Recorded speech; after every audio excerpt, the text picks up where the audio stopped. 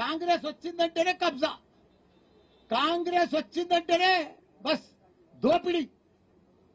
ఎక్కడ చూడు నువ్వు తెలంగాణ రాష్ట్రం అంతా కూడా వాళ్ళకు రైతులకు న్యాయం చేస్తామని గవర్నమెంట్ వచ్చింది. అంతటా న్యాయమే, ప్రతి జాగలో ఎగ్గొట్టేదే రైతులను. వాళ్ళు కాంగ్రెస్ అంటేనే కాంగ్రెస్ ఎగ్గొట్టేది. మీరు ఎక్కడైనా చూడండి.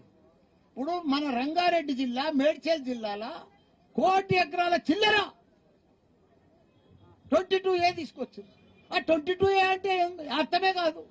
మరి 22A సీఎంకు తెలియదా, కలెక్టర్లకు తెలియదా, రెవెన్యూ మంత్రికి తెలియదా? ఇది ఎందుకు వచ్చింది 22A? ఎన్నడూ లేని 70 సంవత్సరాల సంది పట్టాలున్నాయి, వ్యవసాయం చేసుకుంటారు, పాస్బుక్లు ఉన్నాయి, ధరణి ఉన్నాయి, ఆంధ్రప్రదేశ్ పాస్బుక్లు ఉన్నాయి, కొత్త పాస్బుక్లు వచ్చినాయి, భూభారతి వచ్చినాయి. కానీ 22A అడికెళ్ళి వచ్చింది, ఎందుకు వచ్చింది, ఎవరు తెచ్చిర్రు? వీళ్ళంతా నిద్రపోతుర్రా? ఏం చేస్తున్నట్టు గవర్నమెంట్? ఇంతమందిని అల్ల కొల్లం రియల్ ఎస్టేట్ వ్యాపారస్తులను, భూస్వాములను, వ్యవసాయం చేసుకుంటున్న రైతులను, ఏదైనా చిన్న చిన్న ప్రతి ఒక్క దాంట్లో 22A. మళ్ళా వాళ్ళే ఎంఆర్ఓ తానికెళ్ళి, ఆర్డీఓ తానికెళ్ళి, కలెక్టర్ తానికెళ్ళి, మంత్రి ప్రతి పైరవ్ చేసుకొని మళ్ళా రౌండ్ గా చక్రం కొడితే గానీ అది బయటికి వస్తలేదు. నిన్న మాత్రం దయదలిచి కనుకరించిండే మన సీఎం, నేను 22A ఉంటే అందరినీ కాపాడుతా అని.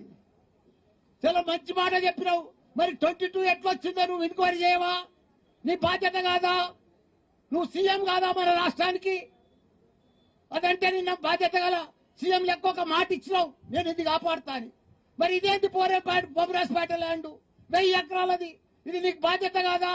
స్థానిక కాంగ్రెస్ నాయకులకు బాధ్యత లేదా? ఎవరు చేస్తున్నారు ఇదంతా? చేతవాడి చేస్తున్నా? చేతవాడితో అవుతుందా? ఈ నంబర్లన్నీ ఎవరు మారిపోతున్నాయి? ఎట్లా చేతవాడితో మారిపోతున్నాయా? ఎవరిని తెలుస్తలేదా? ఎట్లకెళ్ళి మారుతున్నాయి ఈ నంబర్లన్నీ? ఎవరి పేరు మీద చెప్తున్నాయి? ఐటీసీ కంపెనీది 50 ఎకరాలు మాయమైపోయింది. మరి చేతవాడి మాయం చేసిరా?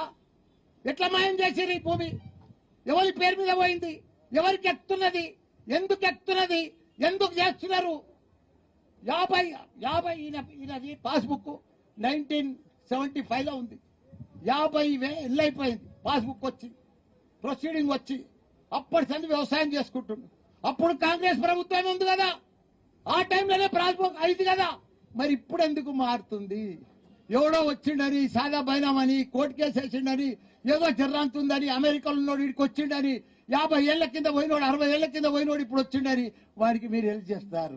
ఈ చిన్న చిన్న రైతులు 6 ఎకరాలు, 5 ఎకరాలు, 3 ఎకరాలు, 10 ఎకరాలు వ్యవసాయం చేసుకొని బతుకుతురు. దీనికి పాస్బుక్ కు వాల్యూ లేదా? ఈ ధరణికి వాల్యూ లేదా? భూభారతికి వాల్యూ లేదా? ప్రొసీడింగ్ కు వాల్యూ లేదా? ఇవన్నీ ఇప్పుడు గోదావరిలో కలిపేసి చక్కగా ఎవరికి వస్తే వాని పేరు మీద ట్రాన్స్ఫర్ చేస్తే ఎట్లయితుంది, ఏమైతుంది? ఇవన్నీ మీరు గవర్నమెంట్ ఉందా లేదా? కలెక్టర్ ఉందా, ఆర్డీఓ ఉందా? అన్ని ఎంఆర్ఓనే మార్చేస్తాడా? ఏదనుకుంటే అది అవుతుందా? ఇట్లనే మమ్మల్ని చంపక తింటారా? ఇదే నా ప్రభుత్వం, ఇదే నా సీఎం, ఇదే నా మంత్రులు, ఇదే నా లెక్క? ఎవరు లేరా? అంతా చూస్తుండగానే పగడి దొంగల లెక్క లూటీ చేస్తారా? ఈ భూములనంతా మాయం చేసేస్తారా? భూములంతా పేరు మార్చేస్తారా? భూములంతా